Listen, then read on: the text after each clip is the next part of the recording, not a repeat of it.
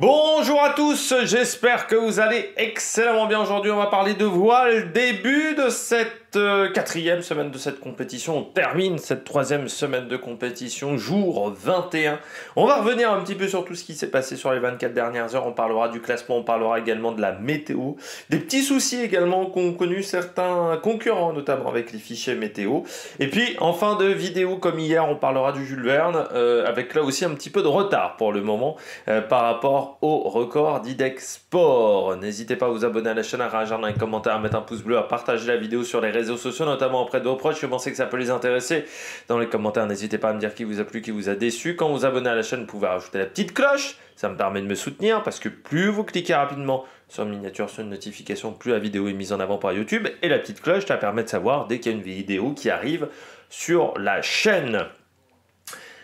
Vous pouvez également, si vous voulez me soutenir, et ça c'est seulement si vous avez les moyens, faire un super thanks, et je remercie les gens qui le font. Puis je remercie surtout les gens qui se sont abonnés depuis une vingtaine de jours, parce que voilà, on est encore une fois sur des scores qui sont largement au-dessus de ce que fait la chaîne habituellement. On commence tout de suite avec la situation météo, une situation météo qui reste, on va dire, similaire à hier, même s'il y a eu quand même des petits soucis pour certains concurrents, on y reviendra, avec les fichiers météo qui n'ont pas été parfaits. On commence avec Johan, avec la tête de course, on va dire, ce petit paquet qui est désormais composé de 8 bateaux. Hein. On peut dire qu'on a perdu Paul Meillat dans l'affaire et on pourrait se retrouver très rapidement avec seulement un groupe de 4 à l'avant de la course dans certaines situations. Alors vous voyez que là encore, hein, vous avez le vent avec cette dépression qu'ils vont quitter au fur et à mesure, qui n'était pas très dur. Il va y avoir ensuite une petite zone de transition à avoir, mais qui devrait plutôt pas trop mal se passer. Et vous avez cette dépression-là. C'est cette dépression-là qui faisait un peu peur hier. Et quand on sera ici, cette dépression, elle se renforce. Mais il y a l'air d'avoir un peu une zone d'échappatoire légère vers le sud, ce qui n'était pas vraiment le cas quand on regardait les fichiers hier. Donc il y aurait peut-être un petit passage là qui pourrait se faire par le sud. Donc c'est pour ça que la plupart des concurrents ont décidé de descendre au sud, même les concurrents du bateau de tête, parce qu'hier c'était la grande interrogation. Se dire, est-ce qu'ils allaient rester au niveau de la route idéale ou est-ce qu'ils allaient descendre un petit peu en sachant que l'idée est de faire le moins de kilomètres possible et pour faire le moins de kilomètres possible, il faut être proche de la zone d'exclusion parce que je rappelle qu'on va faire un tour de la zone d'exclusion comme ceci pour ensuite remonter pas comme ça. C'est-à-dire qu'on va faire hop, hop, hop, hop, hop, hop, tout le tour. Et voilà, le Cap Horn, hein, pardon, j'avais raté le Cap Horn. Et ensuite, on va repartir comme ça. L'idée est de repartir comme ça, de faire voilà, quasiment un tour complet dans cette zone-là et de remonter. Donc pour ça, il faut être proche de la zone d'exclusion, donc de cette zone blanche. Parce que là, on est sur une carte plate. Encore une fois, la réalité, c'est que la Terre est ronde. Donc voilà la situation pour les bateaux de tête derrière. Ça va être... on va prendre le cas de Samantha Davis, hop, qui elle est dans un deuxième peloton, Samantha Davis. Bah, vous voyez qu'elle est remontée un petit peu, parce qu'au final, la dépression met un peu plus de temps que prévu, je pense, à arriver. Mais dans les heures à venir, elle redescendra un petit peu plus sud, ce qui est en train de faire, par exemple, un Benjamin Dutreux pour aller choper les vents de cette première dépression, qui, elle, sera modérée en termes de vent. Par contre, pas en termes de mer, il y aura quand même un petit peu de houle. Et ça devrait donc plutôt bien se passer du côté de cette dépression. Du côté des bateaux de la bagarre des bateaux à dérive, donc ils sont en train de revenir sur les Abalioshke, malheureusement pour la concurrence franco-allemande, et bien là, l'objectif, ça va être de rester devant cette dépression-là, qui a l'air d'être quand même assez forte. Et normalement, là aussi, voilà, je pense mardi, mercredi, hein, ils devraient se la prendre. Et comme ils devraient être encore plutôt nord, je pense qu'ils ne vont pas descendre plein sud tout de suite vers la zone d'exclusion. Ils vont descendre un peu plus sud quand même que les concurrents de tête, mais ils vont rester à ce niveau-là, je pense, dans cette zone-là, pour profiter du vent, mais ne pas avoir trop de mer, parce que sinon ça peut être compliqué au niveau des vagues. Hein. Il y aura quand même 3 mètres peut-être, ouais, un peu, si on regarde un petit peu plus loin, plutôt par ici, ouais, il y aura quand même 3 mètres à 4 mètres de houle. Et si on regarde les bateaux de tête, bah là aussi, hein, il y aura un petit peu de vent et un petit peu de conditions, pardon, un petit peu de conditions toniques normalement. Quoique, ouais, c'est bizarre parce que la météo nous dit beaucoup de vent et. Ah oui, je dis pas avant. Là, j'étais pas bien passé, oui. Hop, c'est plutôt là. J'étais mal positionné, oui. Là, il y aura de la mer. Ce que disait Jacques Carès, on pourra avoir du 6 à 7 mètres de houle. Donc, ce qui est vraiment beaucoup, surtout dans l'océan Indien, avec encore une fois cette mer qui a tendance à croiser.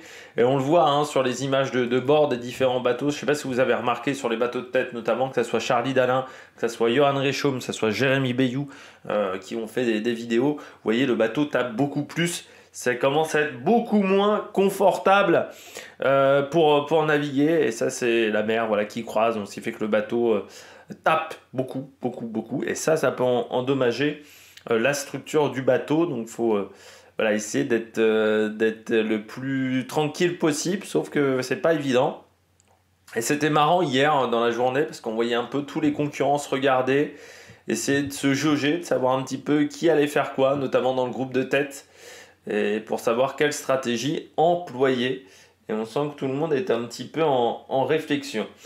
Comme on arrive dans les 40e rugissants pour un petit peu tout le monde, hein, notamment les bateaux de tête, et bien les premiers albatros. Ça veut dire qu'on rentre vraiment dans les mers du Sud. Hein, il y a plusieurs signes. Bon, déjà, les conditions climatiques qui commencent à être plus froides, c'est ce que disait Jean-Luc Ham. Hein. Maintenant, on supporte très bien le tricot la petite laine et le petit bonnet de nuit pour dormir.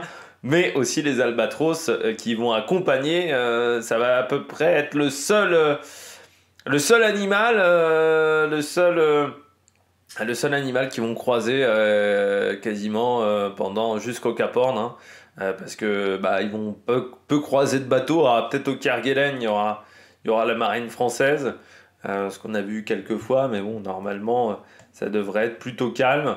Et normalement tu passes assez loin de la Tasmanie aussi, donc et de la Nouvelle-Zélande, donc peu de contact avec les humains, et ce qui fait que bah voilà, pour les concurrents solitaires, c'est aussi le début vraiment de l'isolement et le début de ce moment où on se dit faut pas que j'ai une grosse merde parce que sinon ça peut être très très compliqué pour moi. Et ça il faut l'appréhender mentalement, c'est pas forcément évident. Deux petites infos. Voilà, première info, on va voir Paul Meillat. Hop, pourquoi on va voir Paul Meillat? Clarisse Kremer aussi en a parlé. Les fichiers météo. On va revenir hier dans l'après-midi, vers 17h. Hop. À 17h, voilà, voyez. Voyez, la fichier météo à 17h, il indique quoi? 17,6 au niveau du vent. Ça, c'est la moyenne. Puis il indique voir des rafales à 18-19. Donc Paul Meillat, quand il passe ce cap, il se dit, il prend cette trajectoire-là parce qu'il se dit, selon son routage, ça va fonctionner, j'ai du vent. Regardez sa vidéo le long du Cap Horn, il n'y a pas un pet de vent. Alors, il considère qu'il y avait des nuages, sauf qu'on voit que la densité de nuages n'est pas si énorme que ça. Hein, parce qu'à un moment, Ah oui, non, il dit qu'il n'y a pas de nuages. Non, c'est plutôt l'inverse qu'il dit. Normalement, qu'il n'y a pas de nuages, le vent est plutôt stable. C'est vrai que vous voyez que la zone de nuages, on est à moins de 50%, on va dire, de taux de nuages dans le ciel. Donc, c'est pas énorme. Bon, les conditions de chaleur sont peut-être un peu plus élevées quand même que d'habitude, parce qu'on a quand même 17 degrés encore dans l'air. Hier à cette heure-là, mais il s'est retrouvé dans une zone de molle. Ça lui a fait perdre un temps fou. Il était plutôt avec Besthaven, et là Besthaven s'est un petit peu échappé dans l'affaire pour Paul Meillat, et il était assez énervé de cette situation-là, parce que vous allez voir qu'il va être empêtré dans cette situation au niveau du cap de Bonne-Espérance. Vous voyez, lui il n'avance pas, hein, c'est en accéléré, hein. Et les autres s'échappent. Et il était très énervé contre les fichiers météo. C'était pareil pour Clarisse Kremer. Et normalement, c'est plutôt une zone où les fichiers météo sont pas catastrophiques. Normalement, l'endroit où c'est le plus compliqué pour les fichiers météo, c'est le long du Brésil. Je vous avais dit, là, cette zone-là, à partir du poteau noir jusqu'à le long de l'Argentine, normalement, les fichiers météo sont pas fiables. Mais après, comme les schémas météo sont plutôt simples, normalement, la météo est fiable. Et là, ce n'est pas du tout le cas. On voit beaucoup de concurrents se plaindre des fichiers météo. Ça montre aussi que le réchauffement climatique est compliqué à cerner pour les scientifiques parce que c'est forcément le réchauffement de l'océan qui modifie un petit peu les flux de courants marins et les flux de vent aussi, et ce qui provoque ces grandes difficultés à pouvoir faire du routage. Et c'est vrai que Benjamin Dutreux également en parlait de ces difficultés à avoir des routages performants pour le moment. Donc il avait du mal à se projeter à 2-3 jours parce qu'il disait les fichiers n'étaient pas bons. Clarisse Kremer aussi le disait. Et donc Paul Meillat qui était assez énervé là-dessus sur les 4 dernières heures. Je remercie la personne qui m'a envoyé un mail sur Twitter, de mieux en mieux, un mail sur ma boîte mail pour me dire comment bloquer sur 2 jours la frise chronologique, parce que c'est vrai que ça va beaucoup m'aider et éviter de faire des allers-retours un petit peu trop importants. Donc je remercie cette personne qui m'a indiqué comment faire, comme la personne qui m'avait dit comment avoir l'affichage 4h, 24h au niveau des vitesses. Parce que ça, c'est un affichage que j'aime bien et que je n'arrivais pas à avoir au départ. Donc je remercie les personnes qui m'ont donné ces indications. Manuel Cousin, lui, qu'est-ce qu'il a fait, Manuel Cousin? Parce qu'on en parlait pas tant que ça. Alors déjà, il navigue plutôt pas mal depuis le début de course. Hein. Il est un petit peu derrière le gros paquet, mais je dirais que ça se passe plutôt pas bien. Pas mal plutôt pour Manuel Cousin, parce que les vitesses sont correctes. Hein. On est à 269 000.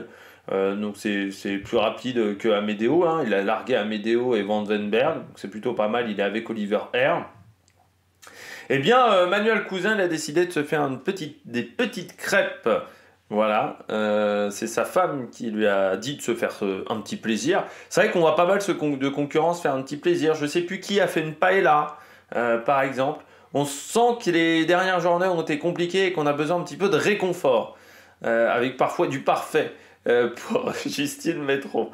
Mais du côté de Manuel Cousin, voilà, on s'est fait des petites crêpes, recette de sa femme, et ça a fonctionné. Je pensais pas que ça marcherait dans son petit bol avec sa petite cuisine.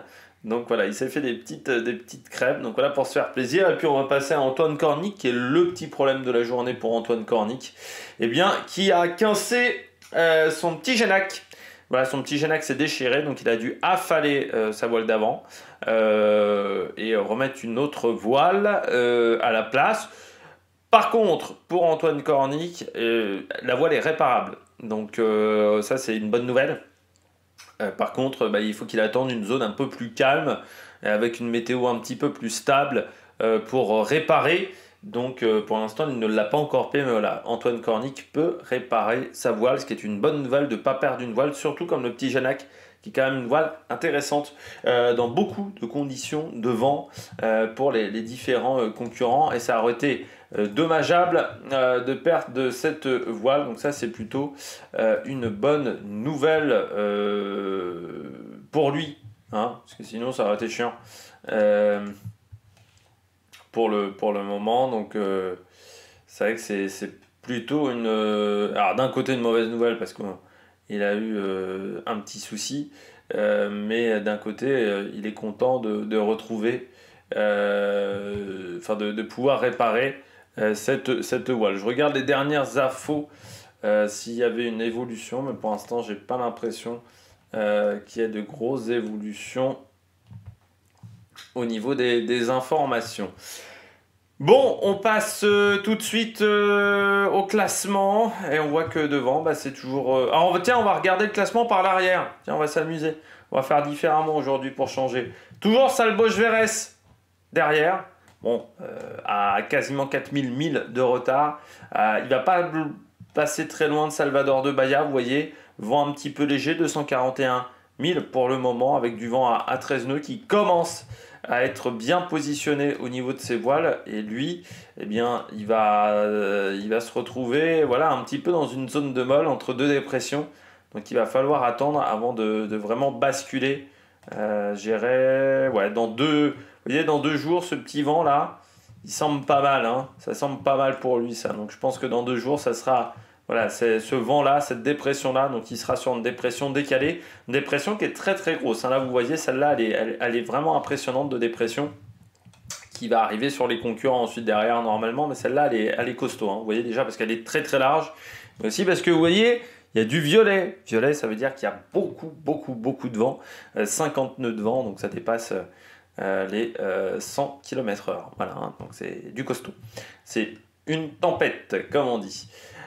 Jinkunshu, toujours des petits problèmes d'épaule hein, pour Jinkunshu, ça ne change pas pour le concurrent chinois qui avance hein, 264 000 de parcourus contre 279 quand même pour Dennis Van Den Bergh, donc l'écart a augmenté, on va le voir avec la petite frise. Oui, ça a augmenté un peu hein, l'écart, et surtout hier il y avait 1000 à peu près avec Salbo Verès. Et ça s'est stabilisé pas mal en fin de nuit, en sachant que lui n'a pas vraiment fait encore de manœuvre pour descendre, hein. Il est sur une route très rectiligne comme Dennis Van Den Bergh, et contrairement à Fabrice Amedeo qui lui a fait 2 virements de bord pour descendre dans le sud. Malgré tout, un Jinkunshu, il va falloir commencer à y réfléchir, et forcément avec son épaule, faire une manœuvre va être compliqué. Donc c'est pas très rassurant pour le concurrent chinois. Du côté de Dennis Van Den Bergh, ça se passe plutôt pas trop mal pour le concurrent belge pour le moment, 37e. Pas de gros problèmes à noter, il était monté au sommet de son mât pour vérifier un petit peu, pour régler quelques petits soucis. Mais pour l'instant ça se passe pas trop mal, et puis surtout il est toujours pas très loin de Fabrice Amedeo, Dennis Van Den Bergh. Donc ça c'est plutôt rassurant sur son niveau de performance, même si Amedeo est un petit peu lent.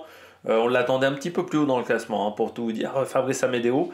Mais Dennis Van Den Bergh, ça se passe plutôt bien avec D'Ieteren Group. 280 000 de parcourus, donc c'est pas très loin au final des bateaux de tête dans la catégorie des dérives droites. Donc ça montre que voilà, il est sur un bon niveau de performance, même si là sur les 4 dernières heures ça s'est un petit peu calmé désormais. 36e, Fabrice Amedeo sur Nexan Veviz, qui a dû commander un McDonald's à ses enfants depuis son téléphone, donc en pleine mer. Ça l'a fait un petit peu marrer, Fabrice Amedeo. Oui, comme je disais, des vitesses qui sont un peu moins élevées, hein. Quand même, on pouvait s'attendre à ce qu'il soit peut-être au niveau d'un Tanguy Le Turquet, Louis Duc, et il est quand même assez loin de ces concurrents-là. Il est même assez loin au final, il est quand même à 150 000 d'Oliver Air. Donc on aurait pu s'attendre à quelque chose d'un peu mieux du côté de Fabrice Amedeo. Son bateau voilà, manque un peu de vitesse pour le concurrent français, donc qui a du mal à se bagarrer avec les autres bateaux dérive droite. On verra si dans les mers du Sud la situation s'améliore. Et puis donc Antoine Cornic avec son petit problème de Génac, qui lui est descendu plus sud, peut-être une descente aussi un petit peu subie avec cette voile perdue, mais il sait que dans ces conditions-là, peut-être que son bateau sera plus efficace, et lui il a un bateau qui est vraiment fiabilisé, Antoine Cornic, hein. Bateau d'ancienne génération, le bateau le plus ancien de la flotte, un bateau qui a déjà fait des Vendée Globe, le bateau d'Antoine Cornic sur Human Immobilier, avec 263 000 de parcourus, et puis faut en profiter parce que peut-être que ces bateaux-là, des rives droites d'ancienne génération, on ne les reverra peut-être pas dans 4 ans, parce que ça va quand même être pas facile de boucler des budgets avec ce type de bateau, vu le manque de performance, très clairement, puisque le règlement 2028 au niveau des bateaux est le même que le règlement pour le Vendée Globe 2024, c'est-à-dire il faudra avoir un bateau qui a passé la jauge après le 1er janvier 2005. Voilà, donc qui est dans la jauge IMOCA depuis 2005. Donc Antoine Cornic avec un bateau de 2006 est toujours voilà, il est toujours bien. C'est un bateau de 2005, je crois. C'est 2005 ou 2006, je ne sais plus Antoine Cornic, mais il est toujours bien au niveau de la jauge. Et donc voilà, avec ce Human Immobilier, ça se passe plutôt bien. Donc Manuel Cousin juste au-dessus au classement, on en a déjà parlé. Puis Oliver Air, qui, on parle pas du tout d'Oliver Air, c'est un peu comme Kojiro Shirashi hier, le concurrent suisse, on rappelle la wildcard. C'est déjà bien qu'il soit là, parce que moi je pensais qu'il aurait déjà abandonné, pour tout vous dire, Oliver Air, parce que projet un peu fini à la dernière minute, peu de moyens, wildcard, qualification qui s'est fait vraiment à la dernière minute, hein, parce que ça s'est joué au mois de juillet. Donc voilà, je trouve que c'est plutôt pas mal ce que nous fait Oliver Air, avec toute goutte toute goutte et 347 000 parcourus hier. Donc je pense que c'est le bateau à dérive qui a marqué le plus de 1000 en 24 heures. Donc belle performance du Suisse. Et surtout, si on compare à Kojiro, qui est dans ce coin, non, qui est un peu plus loin, Kojiro Shirashi, voilà, qui est un petit peu plus sud.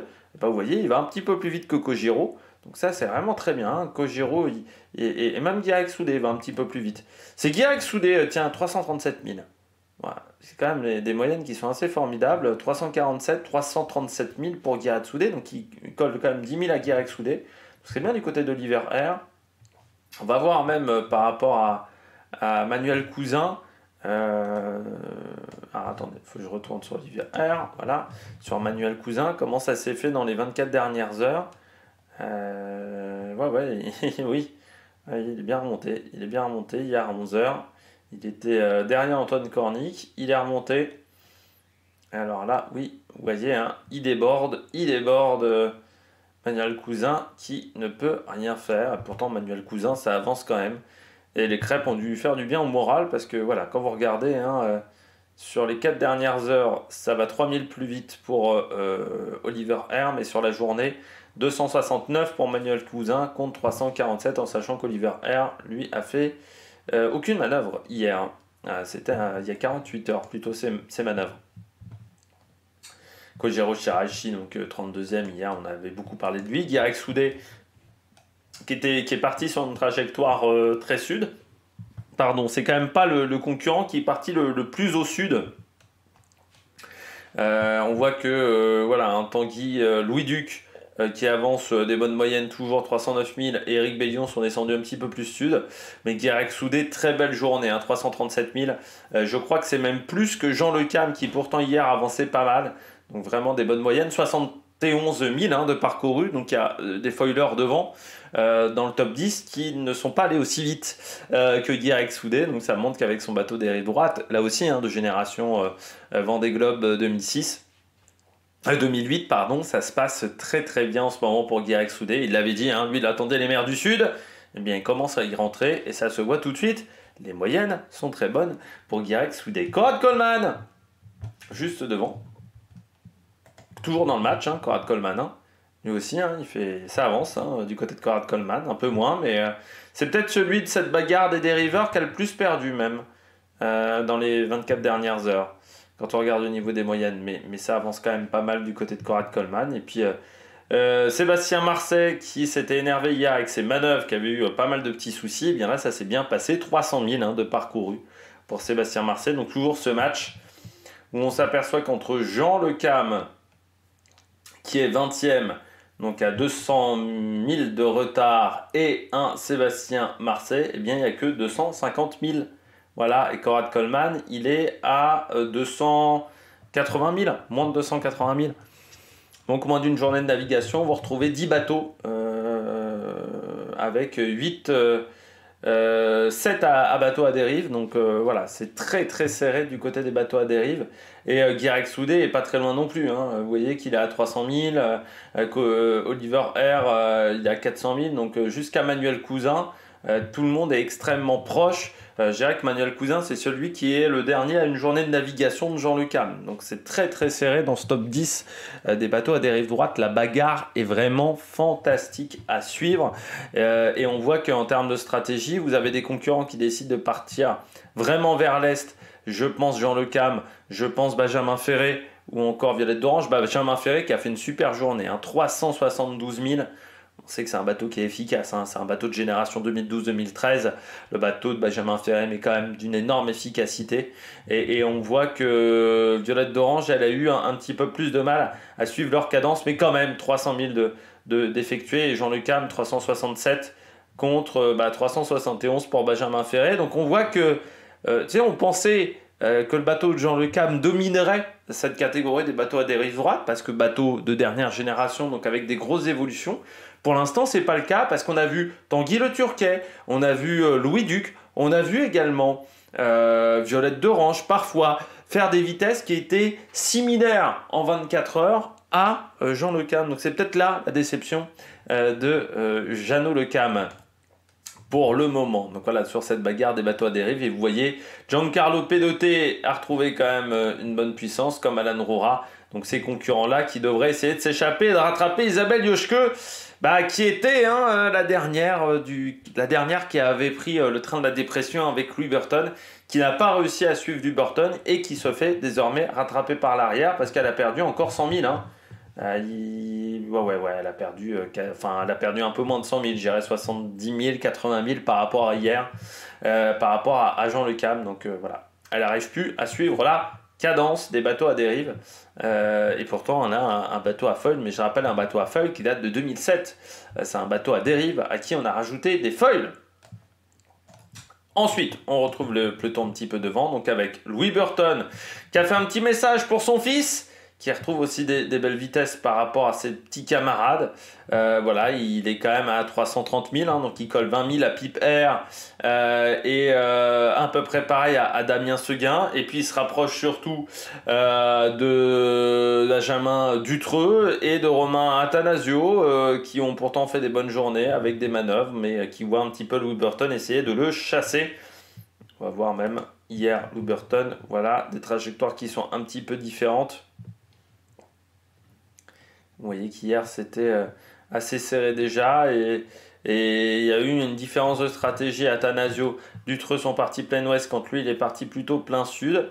Ensuite Attanasio a changé de direction, Dutreux aussi, à peu près la même latitude au même endroit. Louis Burton a tourné avant et on voit que pour le moment Louis Burton est un petit peu derrière, mais ça devrait retrouver pas mal de vitesse du côté de Louis Burton, sachant que c'est jab, c'est dû au vent. On regarde le deuxième peloton avec Sam Davis, pour le moment toujours 10e. Sam Davis qui a encore perdu beaucoup de temps par rapport au bateau de tête, s'est retrouvé dans une zone de molle, donc ensuite elle a essayé de changer de stratégie en partant plein sud, mais vous voyez qu'elle va moins vite que certains bateaux à dérive. Comme on disait, la vitesse de Benjamin Ferré est assez dingue, et ce qui fait que Boris Herrmann va un petit peu plus vite, vous voyez 378 000. Et c'est également le cas de Clarisse Kramer et surtout de Justine Métro. Très bonne vitesse de Justine Métro hier, 408 000, elle est dans le top 10 des concurrents qui ont fait le plus de 1000 en 24 heures, donc c'est très bien. Elle qui avait eu 2 petites journées, avec 48 dernières heures un petit peu compliquées, elle a retrouvé du poil de la bête et c'est de nouveau la bagarre avec Clarisse Kramer et surtout Samantha Davis va peut-être perdre sa première place au classement de la meilleure féminine, mais je rappelle que bon, c'est un classement totalement anecdotique parce que la voile est un sport mixte. Donc si c'est un sport mixte, on s'en fout d'avoir des garçons et des filles. Donc c'est le classement général qui compte. Mais voilà, du côté de Samantha Davis, donc la bagarre aussi avec Boris Herrmann qui va quand même plus vite, hein. Dès qu'il y a du vent, il arrive à retrouver des bonnes vitesses, même si là il lui manque encore du fort vent. Il veut du fort vent, Boris Herrmann, et il fait peur un petit peu à tout le monde, Boris Herrmann. J'ai entendu Clarisse Kramer, mais même des concurrents du groupe de tête qui disaient Boris Herrmann, on se dit qu'il va revenir de l'arrière quand même, hein. Boris Herrmann, il va pas rester à cette place-là très longtemps. Donc Paul Meillat, on en a parlé tout à l'heure, qui s'est retrouvé empêtré et qui a vu le groupe de devant s'éloigner, surtout parce que Yannick Bestaven a fait 24 dernières heures plutôt pas trop mauvaises, 432 000 de parcouru, et il revient sur Sam Goodchild, hein, vous voyez l'écart qui s'est réduit, hop, par rapport à Goodchild. Si on prend hier 11 heures, voilà, vous voyez, hier Goodchild s'échappait, Paul Meillat se rapprochait, donc vous allez voir, voilà, Paul Meillat complètement arrêté, alors que Bestaven, qui était pourtant pas très loin, hein, lui a réussi à passer tranquillement. Et derrière, c'est Sam Goodchild qui voit Bestaven se rapprocher depuis quelques heures. Ils vont peut-être même pouvoir se parler à la VHS. Nicolas Lundven, lui, voit les groupes de devant s'éloigner. Voilà, il a fait la nuit précédente était compliquée pour Nicolas Lundven. Il a dit voilà, j'ai fait des mauvais choix de voile, j'étais surtout allé. Voilà, j'ai fait un peu n'importe quoi et ça lui a peut-être causé des petits soucis au niveau sommeil. Il a reperdu encore 7000 par rapport à Jérémy Bayou et oui, vous voyez, c'est à peu près pareil par rapport à la VMC parce que c'est 0,4 d'écart. Donc voilà, il y avait 0,3 de vitesse en différence, donc c'est à peu près similaire entre la vitesse, on va dire, réelle et la vitesse en nœud et en mille et la vitesse VMC du côté de la tête de la course. Et puis donc devant, Bon, bah, Jérémy Bayou, toujours, qui a perdu un peu, qui a pris un peu de retard hein, par rapport au groupe de tête, vous allez voir ça. Hier, il était un petit peu plus proche, hein, il était bien revenu hier hop, à 11 heures, il était revenu à 100 000. Et puis voilà, ça s'est de nouveau échappé devant lui. Alors, il a réussi à s'échapper aussi par rapport à Nicolas Lundven, hein, vous voyez, mais devant les petits camarades se sont échappés. Le perdant aussi, c'est un petit peu Thomas Ruyant de ce groupe de 4 qui n'a pas réussi à tenir la cadence. Vous voyez, il a fait 452 000. Il est à 83 000 en 4 heures, alors que Johan Richomme, qui est le plus rapide en ce moment, a fait 482. Donc vous voyez, un petit peu plus rapide. Il s'est un petit peu emmêlé les pinceaux, disait en termes de stratégie. Peut-être qu'il s'est fait avoir également sur les fichiers météo.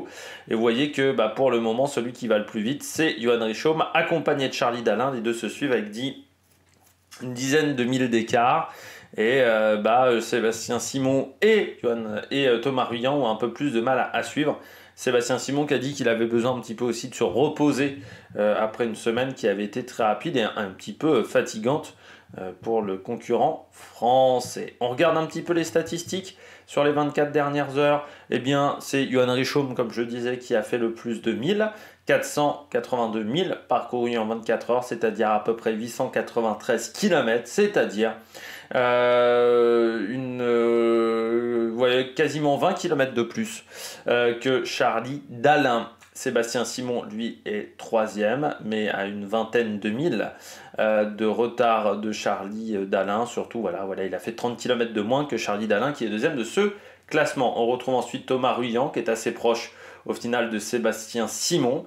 Et puis de nouveau, entre le 5e et le 6e, entre le 4e pardon, et le 5e, donc entre Thomas Ruyant et Yannick Bestaven, eh bien vous avez de nouveau 20 000 d'écart entre Thomas Ruyant et Yannick Bestaven, donc entre le 4e et le 5e. On retrouve ensuite Jérémy Bayou, là aussi une quinzaine de milles de retard par rapport aux concurrents devant lui, c'est-à-dire Yannick Bestaven, et surtout une Justine Métro qui a fait la 7e place de ce classement devant Nicolas Lundven. On retrouve ensuite Sam Goodchild, donc seulement 9e, et qui a fait que 2000 de plus que Clarisse Kremer, qui est 10e de ce classement. C'est-à-dire que Sam Goodchild, par rapport à Yannick Bestaven, a fait 100 km de moins.